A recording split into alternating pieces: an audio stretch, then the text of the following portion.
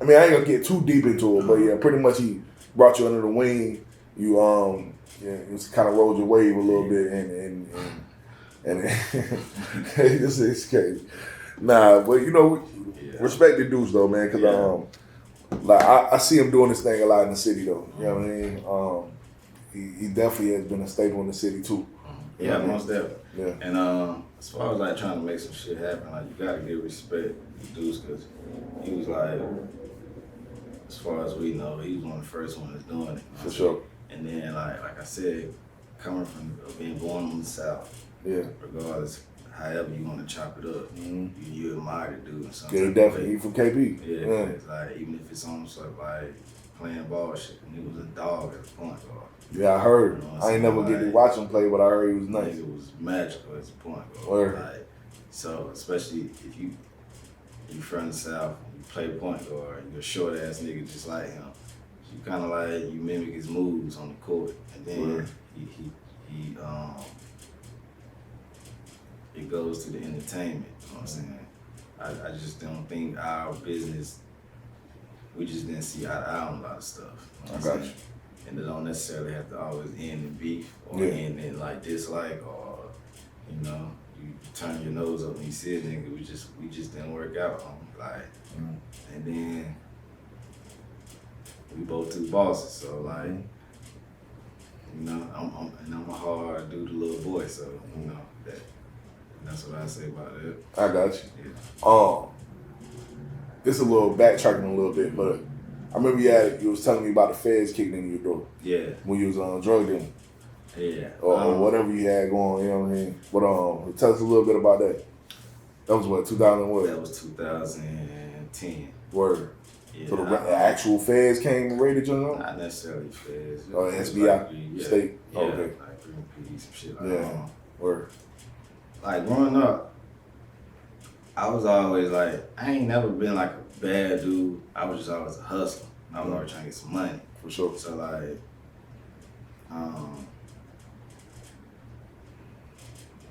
you know, you just trying to better your situation. First thing is available is get you some work. You know what I'm saying? So, you know, I took that route, but I always been a real smart dude, like intellectual dude. Like in school, I made like 99s on my report card. You know what I'm saying? Like I took a genius test.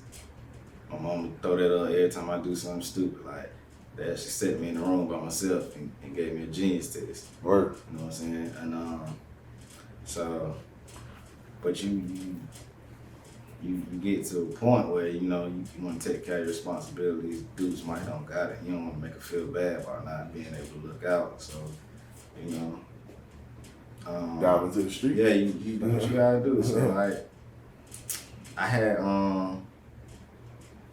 you know, we got into that, and that's where a lot of people know me from as well. That's where the Quant name came from. You know, so like from weed. Yeah, word. You used to smoke it too. Nah, I never been a big smoker. It made me think too much. I'm already an overthinker, so weed make me like real paranoid and real thoughtful. Like if I smoke something right now, I'm gonna be thinking about how I fucked up my life and this and that. I should have did this, but anyway.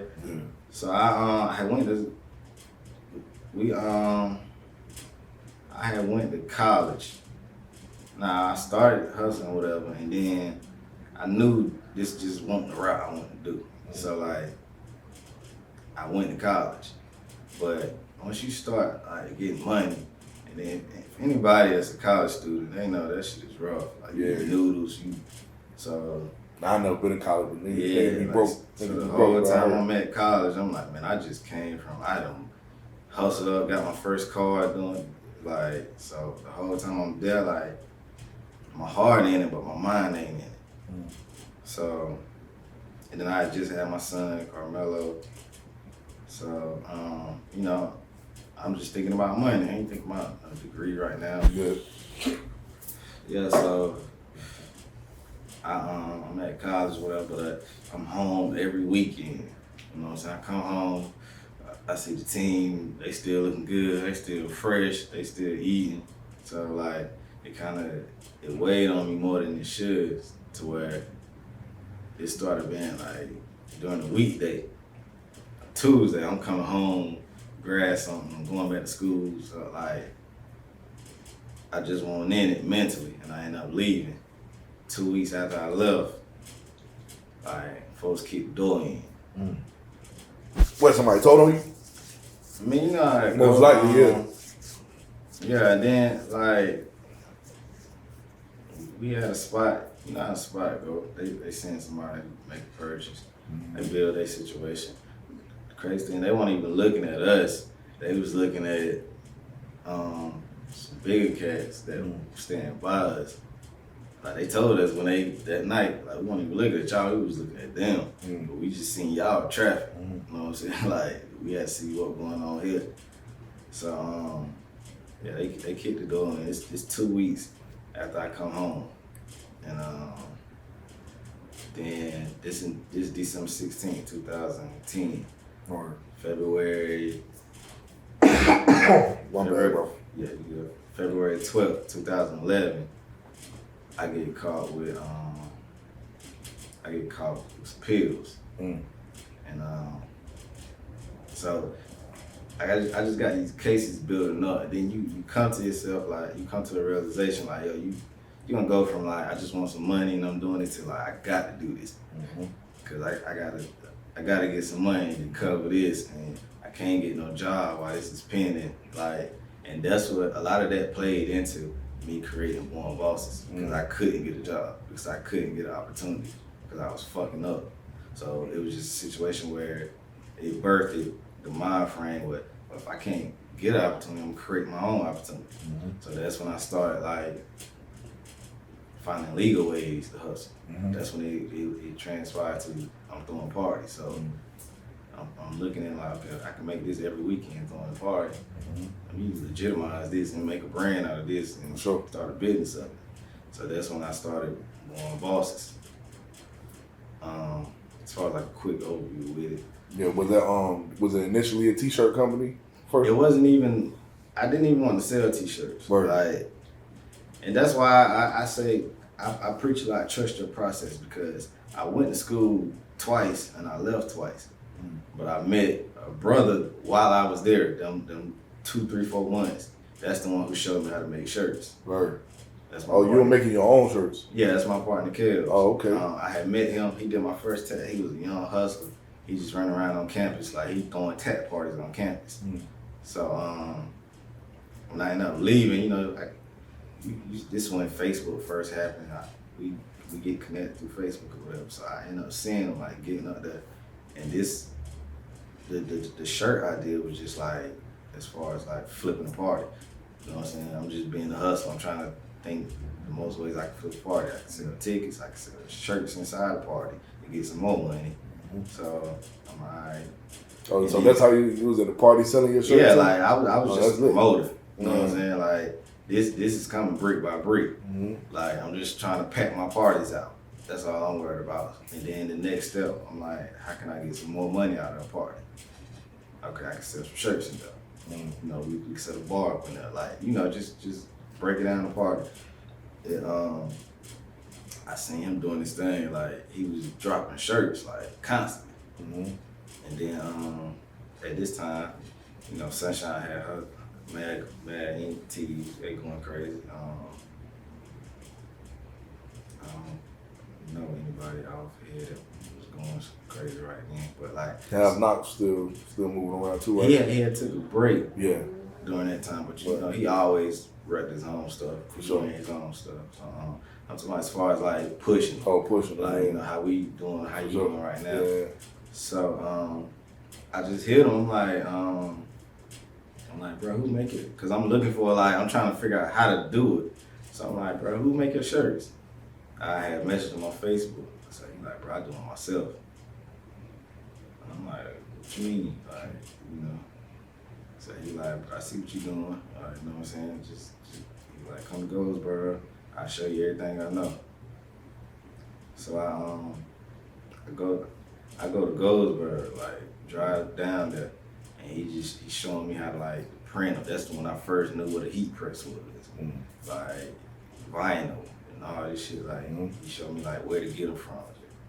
he showed me like about an EIN number. Okay, it's a wholesale site. You gonna need this, so you can order this by the bulk or whatever. So like he just showed me, and I ain't talked to him in years since college. Mm-hmm. You know what I'm saying? And, must have left a good impression on yeah, him. he seemed like he felt like I was honorable because he don't rock with a lot of dudes. He felt like I was honorable and he was seeing what I was trying to do. Mm-hmm. And he just like extended that olive branch on string and he ain't asked for nothing back.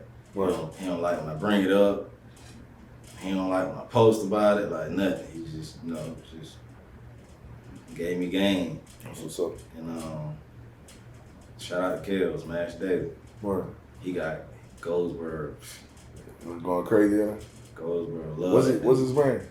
Mash Daily. Mash Daily? Yeah. Oh, word, okay. Man, I knew his brand was crazy when I seen people tatting his brand on it. Word.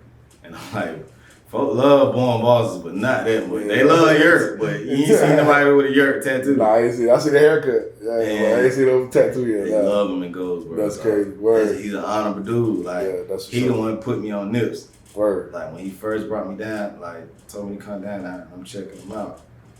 Like, he bring me in his grandma's house in the back room cooking. Word. So first thing he like, yo, you fuck with Nip.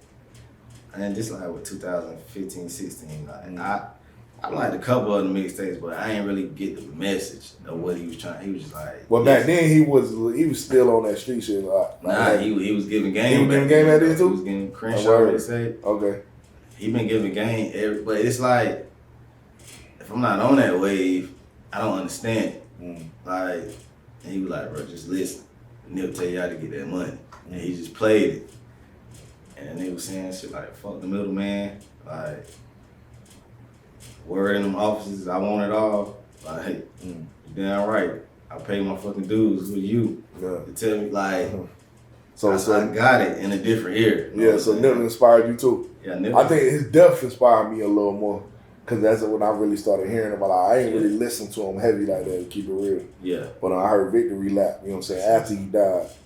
And I was just like, damn, bro was really popping that shit though. Like, he was really preaching ownership by the end of his career. He was. Yeah. But that's the thing, he was pushing it